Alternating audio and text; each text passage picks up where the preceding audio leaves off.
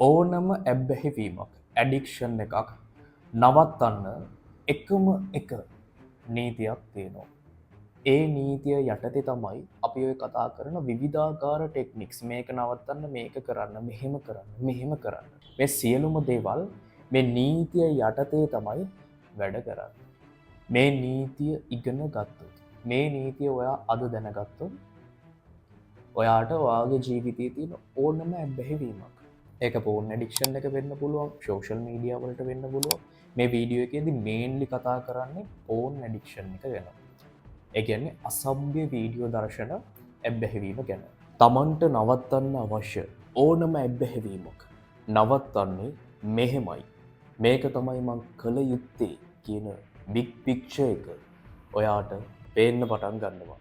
කවදා හරි දවසක ඔයා ඔයාගේ තියෙන ඇබ්බැහිවීමකින් මිදුනොත් ඔයා එකෙන් මිදෙන්න එකෙන් ගැලවෙන්න භාවිතා කරලා තියෙන්නේ දැනුවත් හෝ නොදැනුවත් මේ මම ඉදිරිපත් කරන්න යන නීතිය. ඉතින් මේක දැනගන්න එක ඔයාට මේ බිග් පික්චර් එක ඔයාට මේ සම්පූර්ණ රූපය පේන්න පටන් ගන්නවා. රයිට් මේක තමයි කරන්න ඕන. මේක තමයි මේ වෙන්නේ කියන අවබෝධය awareness එක ඔයාට ලැබෙනවා. ඉතින් ඔයාගේ ජීවිතයට ගොඩක් වටින දැනුමක් මම ඉදිරිපත් කරන්න යන්නේ. මේක ලබා ගන්න නම් ඔයා කරන්න ඕන මොකක්ද? ලොකු දෙයක් නැහැ. ඊළඟට බලන්නේ මොකක්ද? තව ෂෝට් එකක් බලනවා, TikTok එකක් බලනවා. අන්න එහෙම කාලේ තවත් නාස්ති කරන්නේ නැතුව අවධානයෙන් පුංචි වෙලාවක් මේ වීඩියෝ එක විනාඩි කිහිපයක් තියෙයි. ඔයාගේ ජීවිත කාලයටම වටින දැනුමක් මේ වීඩියෝ එකෙන් ඔයාට ගන්න ලැබෙවි. වීඩියෝ එක ෆුල් ස්ක්‍රීන් එකට දාගන්න. අවධානයෙන් බලාගෙන ඉන්න. මම ලොකු මහන්සියක් දරලා ලොකු වෙලාවක් කැප කරලා ඉගෙනගත්ත දැනුමක් මගේ උපරිමයෙන් මම ඔයාලට පැහැදිලි කරන්න උත්සාහ කරනවා. ඉතින් ඔයාලට පුළුවන් පුංචි වෙලාවක් ආයෝජනය කරලා මේ දැනුම ඔයාගේ ජීවිතේට එකතු කරගන්න. රයිට් මම දැන් ලස්සන උදාහරණයක් ආශ්‍රයෙන් ඔයාලට පැහැදිලි කරනවා කොහොමද ඇක්ෂන් එකක් ක්‍රියාවක් හැබිට් එකක් වෙන්නේ පුරුද්දක් වෙන්නේ සහ ඊළඟට කතා කරනවා මේ පුරුද්දක් වෙලා තියෙන දෙයක්. දැන් ඔයාලට නවත්ත ගන්න ඕන මේ හැදිලා තියෙන නරක පුරුද්දක් නේ. හරි පුරුද්දක් කොහොමද නැති කරන්නේ සහ අලුත් පුරුද්දක් ඇති කරගන්නේ කොහොමද කියලා කතා කරනවා.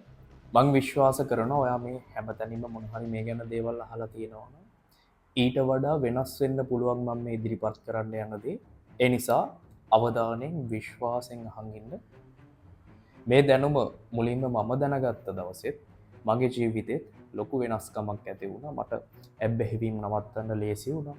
අලුත් පුරුදු ඇති කරගන්න ලේසි වුණා. ඉතින් ඒ දේම මේ විනාඩි කීපය අවසානයේදී ඔයාටත් ළඟා කරගන්න පුළුවන්. අපි පටන් ගමු.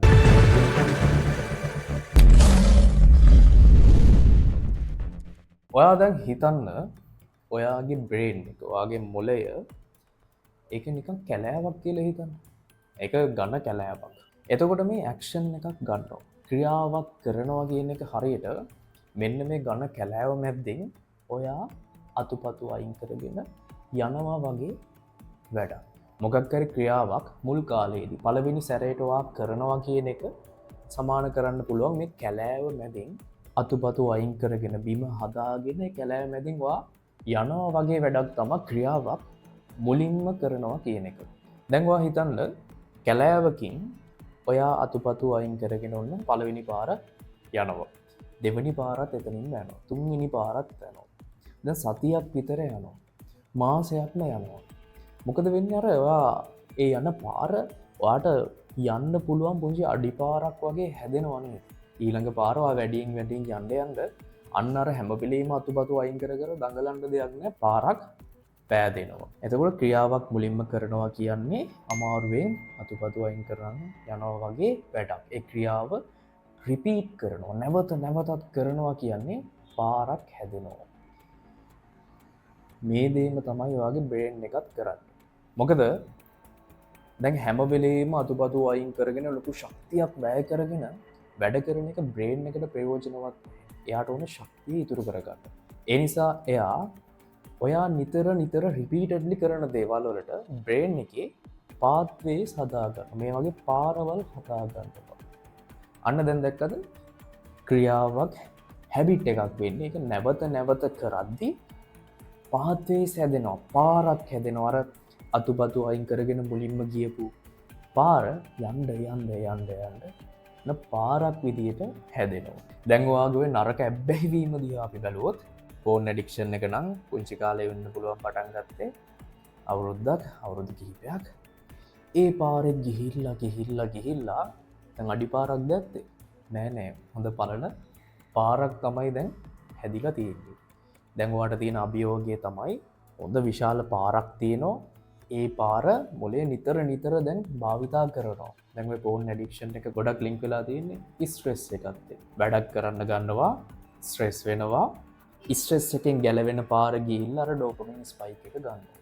අන්න ස්ට්‍රෙස් එකෙන්වා රිලිස් වුණා. දැන් කාලයක් කරලා ලස්සන පාරක් බ්‍රේන් එකේ හැදිලා තියෙනවා. එතකොට දැන්වා කරන්න ඕන දේ තමයි මේ හැදිලා තියෙන පාර ඔයා වහලා දාන්න ඕන.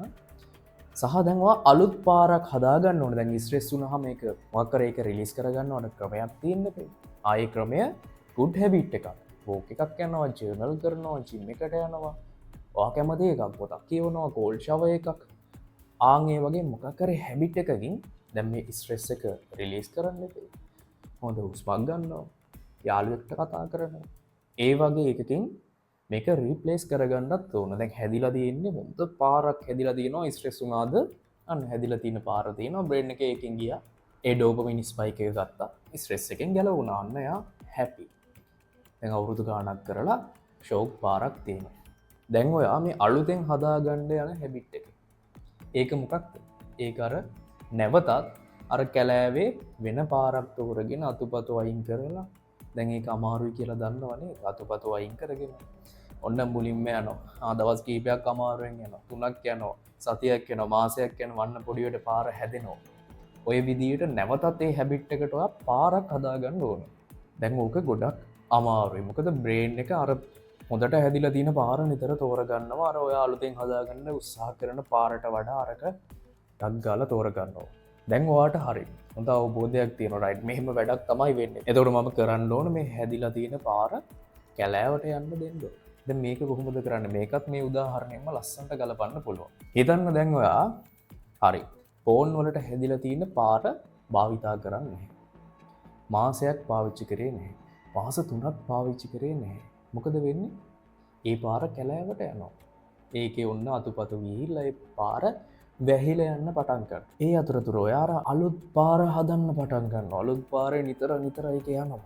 අන්තිමේට ඒ පාරේ ඔයා ගිහිල්ලා ඒක හොඳ පාරක් වෙනවා. ඒ කාලේ ගත වෙද්දී අන්න ෆෝන් වලට හැදිලා තිබුණ පාර කැලෑවට ගිහිල්ලා ඕකන කරගන්න ඕනේ. දැන් ඔය ගමනේදී ඔයා දැන් මේ පාර හදන්න උත්සාහ කරනවා. දැන් good habits වලට පාරවල් හදාගෙන යනවා. ඒත් එක්කම මොකක් හරි දරා ගන්න බැරි වෙලා නැවත අර පරණ ෆෝන් පාරේ ඔයා යනවා. මොකද වෙන්නේ? දැන් ඔයා ගොඩක් වෙලාවට හිතන් ඉන්නේ අයියෝ ඔක්කොම ඉවරයි රීලැප්ස් වුණා. මට නම් මේක කවදාවත් නතර කරන්න බෑ වැඩක් නෑ කියලා. අර නොබල හිටපු ඒවටත් එක්ක අල්ලලා ඔයා ෆෝන් බලන්න පටන් ගන්නවා. හොඳට බලනවා. මොකද වෙන්නේ? දැන් අර අතුපතු ටිකක් ඇවිල්ලා වල් පැල ඇවිල්ලා තිබුණ පාර ඔයා ගිහිල්ලා ආපහු පාගලා අර අතුපතු ටික ආපහු පොඩ්ඩක් පාදලා දැම්මා වගේ වැඩක් තමයි වෙන්නේ. හැබැයි දැන් එකපාරක් එහෙම වුණා කියලා අර මුළු පාරම නැවත සුපිරි පාරක් වුණා. නෑ පොඩි ඩැමේජ් එකක් වුණේ. අතුපතු ටිකක් පෑගුණා. අර දළු දාගෙන ආපු පැල ටිකක් පෑගුණා. ඩැමේජ් එකක් වුණා. සුළු හානියක්. ඔයාට පුළුවන් හරි. දැන් ඉතින් මගේ අතින් මගෙන් කන්ට්‍රෝල් එක නැති වුණා. ඒක හැම වුණා. රයිට්. තව ඕක පාගන්න නැතුව මම දැන් ආපහු මේ good habits වලට මාරු වෙන්න ඕන. ආපහු අර පාරේ යන්න පටන් ගන්නවා. රීලැප්ස් එකක් වුණාම කියන්නේ නැවත ආයි නරක පුරුද්දට ගියාම ඔක්කොම ඉවර නැහැ. ඔයා ගොඩනගමු ප්‍රොග්‍රෙස් එක තියෙනවා. පැල ටිකක් පොඩ්ඩක් පෑගුණා. මේ පැත්තේ වා good habits වලට හදපු පාරක් තියෙනවා. අර පාරේ දැන් වැහිගෙන ආවේ පුංචි ඩැමේජ් එකක් වුණේ. ඒ නිසා අයියෝ ඔක්කොම ඉවරයි.